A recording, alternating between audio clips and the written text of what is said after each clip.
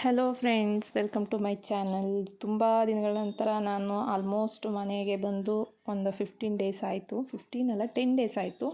ಈಗ ನಾನು ವೀಡಿಯೋನ ಮಾಡ್ತಾಯಿದ್ದೀನಿ. ಇವತ್ತು ಬೆಳಗ್ಗೆನೇ ಎದ್ದು ವೀಡಿಯೋನ ಸ್ಟಾರ್ಟ್ ಮಾಡಿಕೊಂಡೆ. ಇವತ್ತು ಬೆಳಗ್ಗೆ ಫಸ್ಟು ತಿಂಡಿಗೆ ರೆಡಿ ಮಾಡೋಣ ಅಂತ ಹೇಳಿ ಪಾಪಗೆ ಹಾಲೆಲ್ಲ ಕೊಟ್ಟು ಈಗ ತಿಂಡಿಗೆ ರೆಡಿ ಮಾಡ್ತಾಯಿದ್ದೀನಿ. ರಾತ್ರಿ ಎಲ್ಲ ಪಾತ್ರೆ ತೊಳೆದಿಟ್ಟಿರ್ತೀನಿ. ಇಲ್ಲಿ ನೋಡ್ತಾ ಇದ್ದೀರಲ್ಲ, ಇಷ್ಟೇ ಸ್ಪೇಸು ಪಾತ್ರೆ ತೊಳೆದಿಡೋಕ್ಕೆ. ಗ್ಯಾಸ್ ಸ್ಟವ್ ಆ ಕಡೆ ಇಡೋಕ್ಕೆ ಕೂಡ ಆಗ್ತಾಯಿಲ್ಲ. ಏನು ಮಾಡಬೇಕು ಅನ್ನೋದೇ ತಲೆ ಓಡ್ತಾಯಿಲ್ಲ ಫ್ರೆಂಡ್ಸ್. ನನಗೆ ತುಂಬಾ ಇಕ್ಕಟ್ಟು ಫೀಲ್ ಆಗ್ತಾಯಿದೆ ಪಾತ್ರೆ ತೊಳೆಯೋಕ್ಕಂತೂ. ನನಗೆ ಒಂದು ಫುಲ್ ಸ್ಲ್ಯಾಬ್ ಇತ್ತು ಅಲ್ಲಿ, ಹಳೆ ಮನೇಲಿ ಏನಿದ್ವಿ ಅಲ್ಲಿ. ಇಲ್ಲಿ ತುಂಬಾ ಚಿಕ್ಕ ಸ್ಪೇಸ್ ಆಗೋಯಿತು. ಎಲ್ಲಿ ಆಗುತ್ತೆ ಪಾತ್ರೆ ಅಲ್ಲಲ್ಲೇ ತೊಳ್ಕೊಬೇಕು, ಇಲ್ಲ ಅಂದರೆ ತುಂಬಾ ಹಿಂಸೆ ಆಗಿಬಿಡುತ್ತೆ. ಇಲ್ಲಾಂದರೆ ಎಲ್ಲನೂ ಸಿಂಕಿಂದ ತೆಗೆದಿಟ್ಟು ತೊಳಿಬೇಕಾಗತ್ತೆ. ಫ್ರೈಡ್ ರೈಸ್ಗೆ ಅನ್ನನ ಮೊದಲೇ ಮಾಡಿಟ್ಕೊಂಡಿದ್ದೀನಿ. ರೈಸು ಮೊದಲೇ ಆಗಿ ರೆಡಿ ಇದ್ದರೆ ನಮಗೆ ಮಾಡಲಿಕ್ಕೆಲ್ಲ ಈಸಿ ಆಗುತ್ತೆ. ಆಮೇಲೆ ಉದ್ರಾಗಿ ಕೂಡ ಅನ್ನ ಬರುತ್ತೆ, ಚೆನ್ನಾಗಿರುತ್ತೆ. ನಾನು ಆಲ್ಮೋಸ್ಟ್ ಫ್ರೈಡ್ ರೈಸ್ನ ವೀಕ್ಲಿ ಒನ್ಸು ತರಕಾರಿ ಯಾವತ್ತಿರುತ್ತೆ, ಅದರಲ್ಲೂ ಕ್ಯಾಪ್ಸಿಕಮ್ ಅಥವಾ ಕ್ಯಾಬೇಜ್ ಯಾವತ್ತಿರುತ್ತೆ ಅವತ್ತು ನೋಡಿ ಮಾಡ್ಕೊತೀನಿ ನಾನು.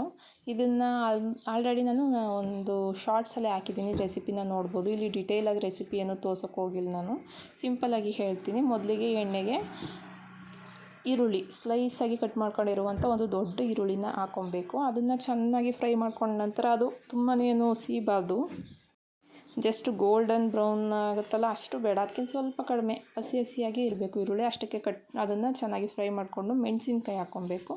ಮತ್ತು ಇಲ್ಲಿ ನಾನು ಜಜ್ಜಿಕೊಂಡಿರೋ ಅಂಥ ಶುಂಠಿ ಬೆಳ್ಳುಳ್ಳಿ ಪೇಸ್ಟನ್ನು ಹಾಕ್ಕೊಂಡಿದ್ದೀನಿ. ಜಜ್ಜಿ ಹಾಕಿದ್ರೆ ಶುಂಠಿ ಬೆಳ್ಳುಳ್ಳಿ ಪೇಸ್ಟು ತುಂಬಾ ಚೆನ್ನಾಗಿರುತ್ತೆ ಟೇಸ್ಟು ಅಂತಲೇ ಹೇಳ್ಬೋದು. ಶುಂಠಿ ಬೆಳ್ಳುಳ್ಳಿ ಪೇಸ್ಟ್ ಹಾಕಿದ್ಮೇಲೆ ಇದಕ್ಕೆ ಚಿಕ್ಕದಾಗಿ ಕ್ಯಾರೆಟ್, ಬೀನ್ಸ್ ಮತ್ತು ಕ್ಯಾಪ್ಸಿಕಮ್ನ ನಾನು ತೊಗೊಂಡಿದ್ದೀನಿ. ಇಲ್ಲಿ ಮೊದಲಿಗೆ ಕ್ಯಾರೆಟ್ ಮತ್ತು ಬೀನ್ಸ್ನ ಹಾಕ್ಕೊಳ್ಳಿ. ಯಾಕೆ ಅಂದರೆ ಕ್ಯಾರೆಟ್, ಬೀನ್ಸ್ ಸ್ವಲ್ಪ ಬೇಯಬೇಕು, ಕ್ಯಾಪ್ಸಿಕಮ್ ಸ್ವಲ್ಪ ಬೇಗ ಬೆಂದೋಗೋದ್ರಿಂದ ಮೊದಲಿಗೆ ಅವೆರಡನ್ನ ಹಾಕ್ಕೊಳ್ಳಿ.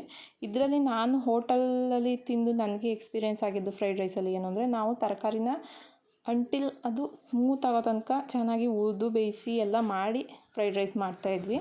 ನಾನು ಒಂದಿನ ಹೋಟ್ಲಲ್ಲಿ ತಿಂದೆ, ಅಲ್ಲಿ ನನಗೆ ಡಿಫ್ರೆನ್ಸ್ ಅನಿಸಿದ್ದೇನು ಅಂದರೆ, ತರಕಾರಿ ಎಲ್ಲ ಕ್ರಿಸ್ಪಾಗಿತ್ತು, ಅಂದರೆ ಹಸಿ ವಾಸನೆ ಹೋಗಿತ್ತು, ಬಟ್ ಅದು ಬೆಂದಿರಲಿಲ್ಲ, ಕ್ರಿಸ್ಪಿಯಾಗಿತ್ತು. ಅದು ಟೇಸ್ಟ್ ತುಂಬಾ ಚೆನ್ನಾಗಿತ್ತು ಅಂತಲೇ ಹೇಳ್ಬೋದು.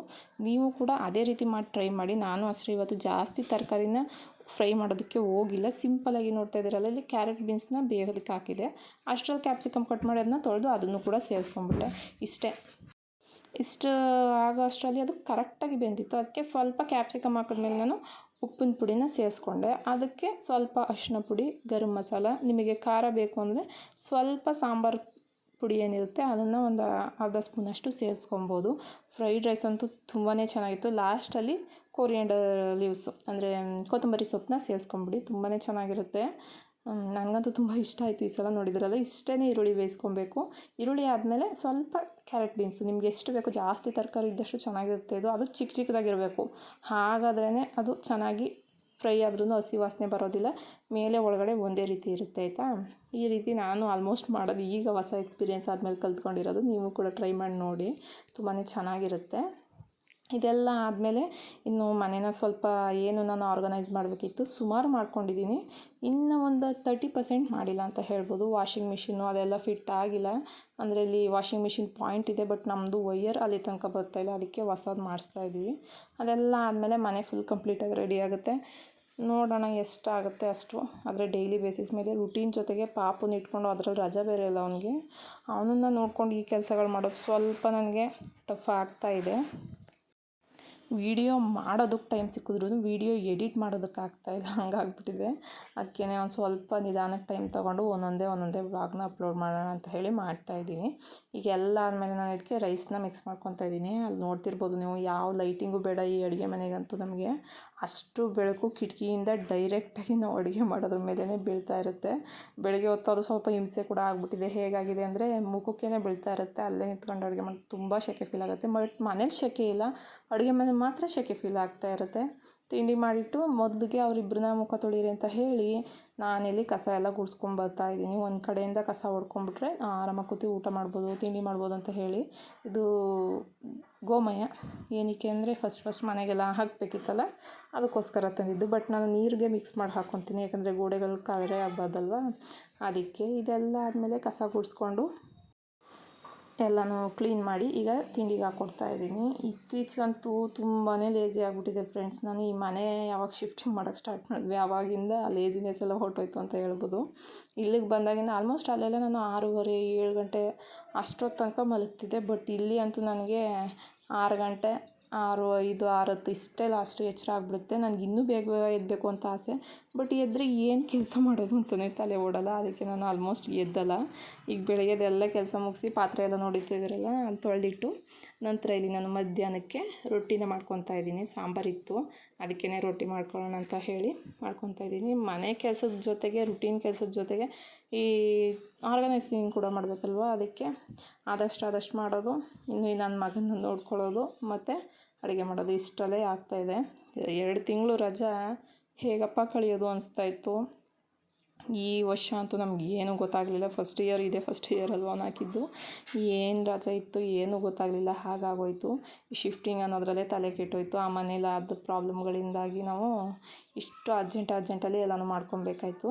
ಬಟ್ ಏನು ಆಗೋದಿಲ್ಲ ಒಳ್ಳೇದಕ್ಕೆ ಅಂತ ಹೇಳಿ ಅದೇ ಒಂದು ಫ್ಲೋವಲ್ಲಿ ಹೇಳ್ತಾರಲ್ಲ, ನೀರು ಥರ ಇರಬೇಕು ಜೀವನ ಅಂತ, ಆ ರೀತಿ ಅದು ಯಾವ ಫ್ಲೋವಲ್ಲಿ ಹೋಗುತ್ತೆ ಆ ಫ್ಲೋವಲ್ಲಿ ನಾವು ಹೋಗ್ತಾ ಇರಬೇಕು. ಆಗೋದೆಲ್ಲ ಒಳ್ಳೇದಕ್ಕೆ ಅಂತ ನಾವು ಯೋಚನೆ ಮಾಡಬೇಕು.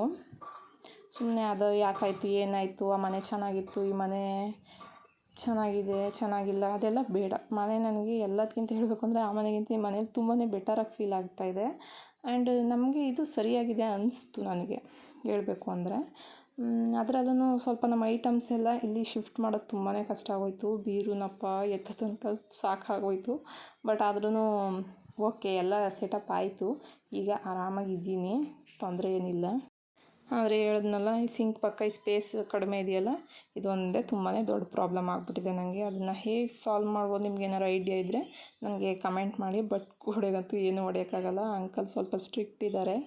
ಅವರು ಏನು ಜಾಸ್ತಿ ಮೊಳೆ ಎಲ್ಲ ಹೊಡೆದ್ರೆ ಸುಮ್ಮನೆ ಯಾಕೆ, ನಮ್ಮ ಮನೆ ಸ್ವಂತ ಮನೆಯಲ್ಲೇ ನಾವು ಏನೂ ಮಾಡಲ್ಲ ಅಂಥದ್ರಲ್ಲಿ ಸುಮ್ಮನೆ ಅದೆಲ್ಲ ಮಾಡಿ ಗೋಡೆನೆಲ್ಲ ಇದು ಮಾಡೋಕ್ಕೆ ಮೆಸ್ಸಪ್ ಮಾಡೋದಕ್ಕೆ ನಮಗೂ ಇಷ್ಟ ಇಲ್ಲ. ಅದಕ್ಕೆ ಬಟ್ ಏನಂದರೆ ಇಲ್ಲೇ ಏನಾದರೂ ಅಡ್ಜಸ್ಟ್ಮೆಂಟ್ ಮಾಡ್ಬೋದಿದ್ರೆ ಕಮೆಂಟ್ ಬಾಕ್ಸ್ನಲ್ಲಿ ಕಮೆಂಟ್ ಮಾಡಿ, ನಾನು ಟ್ರೈ ಮಾಡಿ ನೋಡ್ತೀನಿ ಹೇಗೆಲ್ಲ ಮಾಡ್ಬೋದು ಅಂತ ಹೇಳಿ. ಈಗೆಲ್ಲ ರೊಟ್ಟಿಗೆಲ್ಲ ಮಾಡಿಕೊಂಡು ಪಾಪು ಮಲ್ಕೊಬಿಡ್ತಿದ್ದೆ, ಅದಕ್ಕೆ ಅವನು ಫಸ್ಟು ರೊಟ್ಟಿ ಹಾಕ್ಕೊಟ್ಟೆ. ಅವ್ನಿಗೇನು ಅಂದರೆ ಊಟನೇ ತಿನ್ನಲ್ಲ ಫ್ರೆಂಡ್ಸ್. ಅವನಂತೂ ತಿನ್ನೋದೇ ಕಷ್ಟ. ನಾವು ತಿನ್ನಿಸಿದ್ರೆ ಎಷ್ಟೋ ತಿಂತಾನೆ, ಬೆಟರ್ ಅಂದರೆ ಒಂದು 50% ತಿಂತಾನೆ. ಅವ್ನು ತಿನ್ನೋದಂತೂ ಯಪ್ಪ ನಂಗೆ ತುಂಬಾ ತಲೆ ಕೆಟ್ಟೋಗಿದೆ ಹೇಳ್ಬೇಕು ಅಂದರೆ. ಸ್ಕೂಲಿಗೆ ಕಳಿಸಿದ್ರೆ ಈ ವರ್ಷ ಫುಲ್ ಕ್ಲಾಸ್ ಇರುತ್ತೆ ಏನು ಮಾಡಬೇಕು ಅಂತ. ಬಟ್ ಏನು ಮಾಡ್ತಾಯಿದ್ದೀನಿ ಅಂದರೆ ಇತ್ತೀಚೆಗೆ ಒಂದೊಂದು ಟೈಮ್ ಅವ್ನಿಗೆ ಹಾಕ್ಕೊಡ್ತಾಯಿದ್ದೀನಿ. ಸ್ವಲ್ಪ ಬೆದರಿಕೆ ಹಾಕಿದ್ರೆ ತಿಂತಾನೆ. ಇಲ್ಲಿ ನೋಡ್ತಾ ಇರ್ಬೋದು, ಅವನು ಮುಖ ತೊಳ್ಕೊಂಡು ಬಂದು ಅವ್ರ ಅಪ್ಪ ಎಲ್ಲ ವಿಭೂತಿ ಎಲ್ಲ ಹಾಕೊತಾರಲ್ಲ, ಅದೆಲ್ಲ ಅವನು ಇಮಿಟೇಟ್ ಮಾಡಿ ತೋರಿಸ್ತಾ ಇದ್ದ. ಶುಕ್ರವಾರ ಆಗಿತ್ತು ಇವತ್ತು. ಅವರಪ್ಪ ವಿಭೂತಿ ಹಾಕೊಳ್ಳೋದನ್ನು ನೋಡ್ಕೊಂಡು ಅವನು ಹಾಕ್ಕೊತಾ ಇದ್ದ. ಇನ್ನು ಮನೇಲೆಲ್ಲ ಪೂಜೆ ಎಲ್ಲ ಮಾಡಿದ್ರು ಹಸ್ಬೆಂಡ್, ನಾನು ಮಾಡೋ ಹಾಗಿರಲಿಲ್ಲ. ಅದಕ್ಕೆ ಅವರೇ ಎಲ್ಲನೂ ಮಾಡ್ಕೊಂಡಿದ್ರು. ಮನೆಯೆಲ್ಲ ಕ್ಲೀನ್ ಮಾಡಿ ಪೂಜೆ ಎಲ್ಲ ಆಗಿ ವೀಡಿಯೋ ಮಾಡಿಕೊಟ್ರು. ಹಾಕಿದೆ ಚೆನ್ನಾಗಿತ್ತು ಅಂತ ಹೇಳಿ. ಪೂಜೆ ಎಲ್ಲ ಮುಗೀತು. ಈ ಫೋಟೋಸ್ಗೂ ಅಷ್ಟೇ, ಫೋಟೋಸೇ ಕಾಣ್ತಾ ಇಲ್ಲ ನನಗೆ ಇಲ್ಲಿ, ಹಂಗಾಗ್ಬಿಟ್ಟಿದೆ. ನೋಡೋಣ ಅದಕ್ಕೂ ಏನಾದರೂ ಒಂದು ವ್ಯವಸ್ಥೆ ಮಾಡೋಣ ಅಂತ ಹೇಳಿ ಹೀಗೆ ಜೋಡಿಸ್ಕೊಂಡಿದ್ದೀನಿ. ಹೇಗಿದೆ ಅಂತ ಕಮೆಂಟ್ ಬಾಕ್ಸ್ನಲ್ಲಿ ಕಮೆಂಟ್ ಮಾಡಿ. ಎಷ್ಟು ಆಗುತ್ತೋ ಅಷ್ಟು ನೀಟಾಗಿ ಜೋಡಿಸಿದ್ದೀನಿ. ಇನ್ನು ಇದೆಲ್ಲ ಮುಗಿದ್ಮೇಲೆ ಊಟ ಎಲ್ಲ ಮುಗಿಸಿ ಪಾಪುಗೆ ಸ್ವಲ್ಪ ಹೊತ್ತು ಕಲರಿಂಗ್ ಮಾಡೋಕ್ಕೆ ಕೊಟ್ಟೆ. ಅವ್ನು ತುಂಬಾ ಹಠ ಮಾಡ್ತಿದ್ದ, ಟಿ ವಿ ನೋಡ್ತೀನಿ, ಹೊರಗಡೆ ಹೋಗ್ತೀನಿ, ಅಲ್ಲಿ ಹೋಗ್ತೀನಿ ಇಲ್ಲಿ ಹೋಗ್ತೀನಿ ಅಂತ. ಅದಕ್ಕೆ ಬುಕ್ಸ್ ತರಿಸಿದ್ದೀನಿ. ನಿಮಗೂ ಏನಾದರೂ ಲಿಂಕ್ ಬೇಕಿದ್ರೆ ಕಮೆಂಟ್ ಮಾಡಿ. ತುಂಬಾ ಚೆನ್ನಾಗಿದೆ ಬುಕ್ಕು, ತುಂಬ ಅಫೋರ್ಡಬಲ್ ರೇಂಜಲ್ಲಿ. ಸುಮಾರು 180 ಆಯಿತು. 10 ಬುಕ್ಸ್ ಇದೆ. ತುಂಬ ಚೆನ್ನಾಗಿದೆ ಅನಿಸ್ತು. ಪೇಜಸ್ಸು ಅಷ್ಟೇ ಮಂದ ಇದೆ ಒಂಥರ. ಆಮೇಲೆ ರಾತ್ರಿ ಹೊತ್ತು ಚಂದ್ರ ತುಂಬಾ ಚೆನ್ನಾಗಿ ಕಾಣಿಸ್ತಾಯಿತ್ತು, ಅದಕ್ಕೆ ವೀಡಿಯೋ ಮಾಡಿಕೊಂಡೆ. So thank you for watching. Bye. Next ವೀಡಿಯೋದಲ್ಲಿ ಸಿಗೋಣ.